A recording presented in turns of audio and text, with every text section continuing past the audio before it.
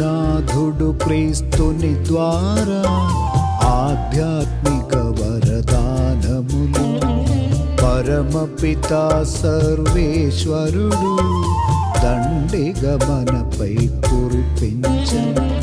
పరలోక ఘన మహిమకులో దైవం మనలను పిలిచెనుగా, శాశ్వత సౌభాగ్యమునొసగన్ దేవుడు మనలను నడిపించెనుగా.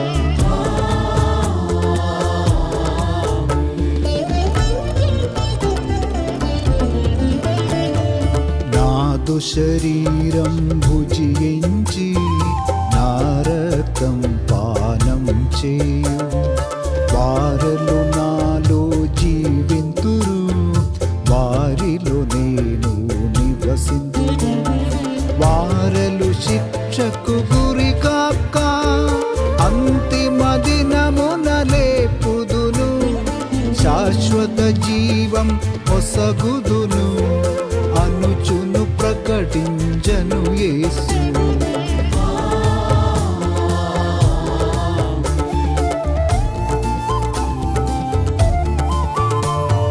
పరిశుద్ధమగు ఈ బలిలో పాల్గొనిన ప్రజలందరికీ దివ్యానుగ్రహమన వరదం దేవుడు దయచేయునుగాక.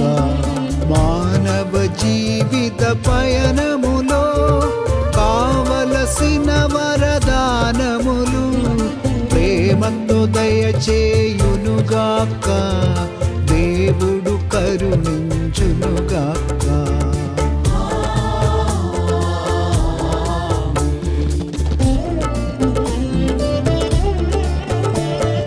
జీవమునొసగడు దైవికమౌ శుద్ధియొనర్చు రహస్యమును గైకొన్న మనలందరినీ దేవుడు దీవించునుగాక. సిలువపు తిరు సంకేతములో